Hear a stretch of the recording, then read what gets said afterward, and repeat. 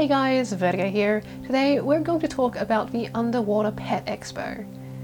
Now, given the current circumstances that I'm filming the video in, it's really not that good of an idea to go to any expos, public events, or big gatherings because there is a certain virus making the rounds and really screwing things up for everyone in the world right now.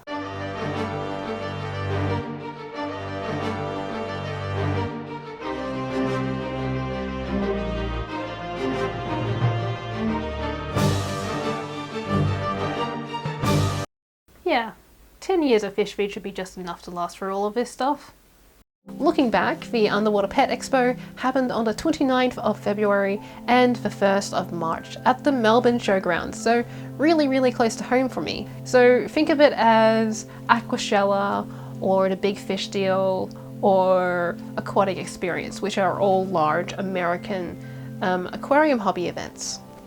Now, I've been keeping an eye on the event since I first heard of it back in November 2019, and my expectation was it's going to be fun. It's probably not going to be as big as the US expos, which are all very big events with a lot of experience and a very large hobby behind it, because we have to keep in mind here that the Australian hobby is going to be way smaller than the US hobby.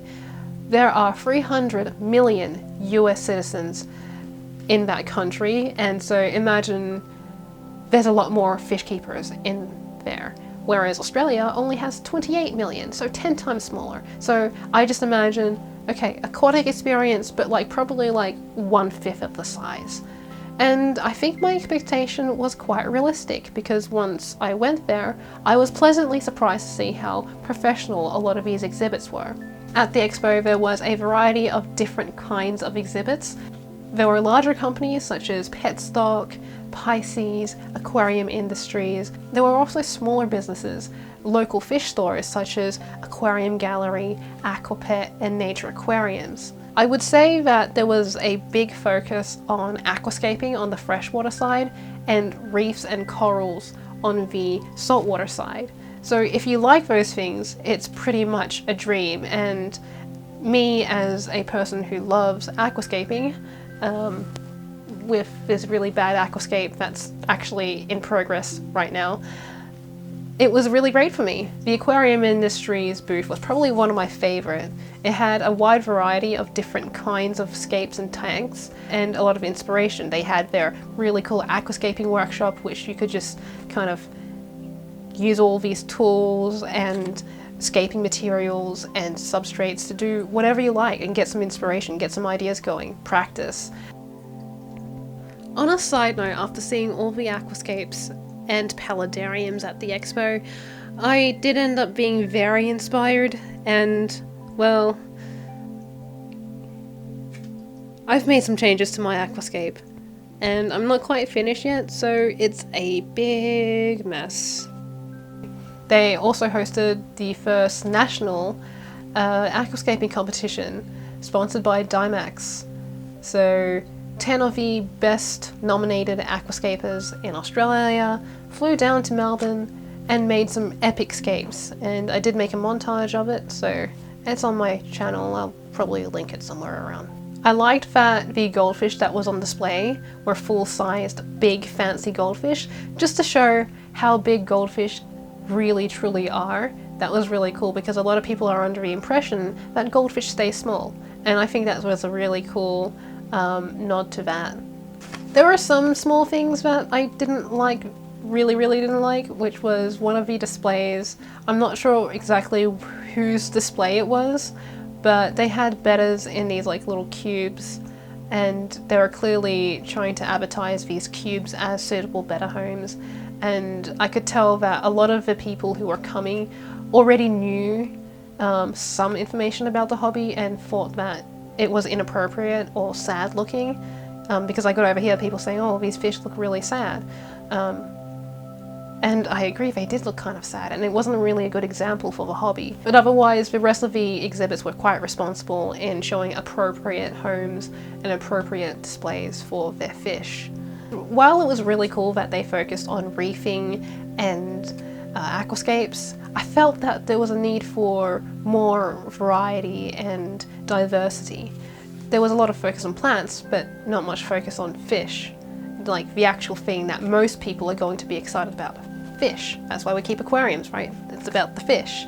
So there wasn't much in terms of livestock other than like, oh, the aquascapes had fish as sort of like the complement of the aquascape. And when it came to the reefing side of things, or the coral, the saltwater side of things, it was focused on reefing and corals, and the different kinds of corals and anemones. And the only saltwater fish there really were was mostly clownfish. And while clownfish are really cool and you can get a lot of variety in clownfish, it seemed kind of too basic on the fish side. Like there's definitely way more variety of fish out there. For a lot of people going into saltwater for the first time, maybe it's not a good idea to start with coral. Maybe they want to focus on fish first, because keeping coral alive is its own unique kind of thing. Since you need special lighting, you need to feed them, and it's not going to be the same as keeping a fish alive. Keeping fish is probably way more simple. And the same goes for aquascapes. What about all the fish? Most people aren't going to start with aquascaping. Most people are going to start with wanting to keep a fish.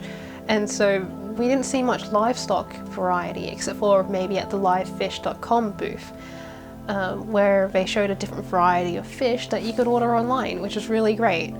But, you know, I wanted to see more things like, oh, what if there was a cichlid booth with tons of different varieties of cichlids? Like, oh, here are the South American cichlids, here are the dwarf cichlids, here are the American cichlids. It would be really cool to see Australian biotopes with Australian native fishes, because it's Australia. Why not have some good old Aussie representation? Many of the species that we have in Australia are very unique and have become popular overseas. Things like our rainbow fishes, our blue eyes, our gudgeons, many of our freshwater aquatic plants. The biodiversity of freshwater habitats is really widely represented in the aquarium hobby, and I find that most interesting about it. That's what I love about it. That's what keeps me in the hobby, is biodiversity. Now, the one caveat about wanting these things is we need people to exhibit those things. We need people to set up those exhibits. Who's going to set them up? And that's the real issue, right? Because we have a hobby that's considerably smaller than the US. But despite the size of our hobby, we have a very passionate and close-knit community. I think in the future we should expect, or try to, step up and push forward expos like this. So if you want to see cichlids, maybe ask your local cichlid keeper, ask your favourite Australian cichlid keeper to have a booth, to exhibit and sell their cichlids there. Say, hey, you breed a lot of cichlids, how about you go to this expo and sell your cichlids there? Have some cichlid displays, advertise your cichlids. And the same could be said for shrimp breeders to get together and show off their shrimp and show off how cool shrimp are. Or if you're really into killifish, we have some really great killifish breeders in Australia. And if they came over and had a killifish booth or a killifish table, that would be really cool. Not many people know about killifish, and they're some of the coolest fish in the entire hobby. Talk to your favourite fish keepers or breeders in Australia and say, hey, there's a really cool expo and I'd love to see you there. And I hope that in a year's time I can say to all of you, there's a really cool expo and I'd love to see you there.